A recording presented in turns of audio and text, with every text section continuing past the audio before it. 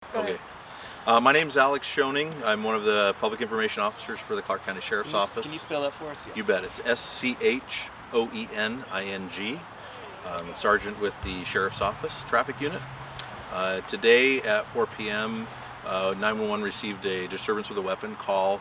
The 7500 residents in the 7500 block of Northeast 159th Street. The disturbance, the 911 caller indicated shots had been fired at the residence and that a suspect had fled the scene. Upon arrival, deputies discovered we had two victims, victims of gunshot wounds. The victims were alive and were transported to an area hospital with undisclosed injuries. The suspect had fled the scene prior to our arrival, and it's an unfolding situation. Our deputies are actively looking right now for a suspect. We have some good leads. Did he leave in a vehicle or on foot? From my understanding, the suspect left in a vehicle. I'm not prepared to give those details at this time. So he was able to carjack someone, or was it a?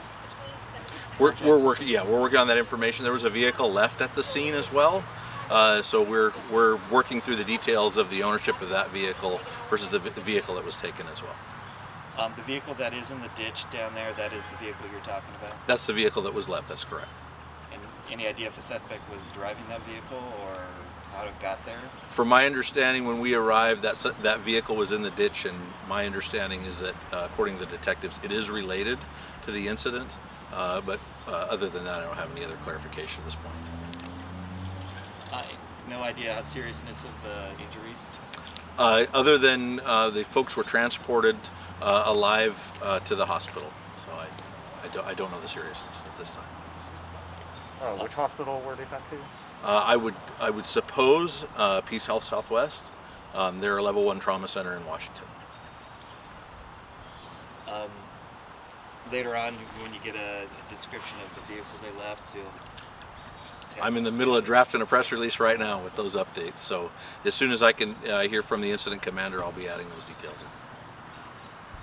I have to ask, did coronavirus somehow weigh in on this in any way, whether it caused it or whether it's going to complicate how you investigate this, being that we can't have this much contact with people? Or are these people going to just die of coronavirus in the hospital? Another guy shot in the leg? I mean, anything? No, at this point, when it comes to matters of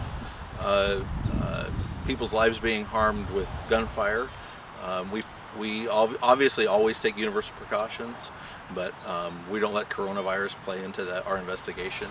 As far as it being one of the causes for this, I don't know at this point.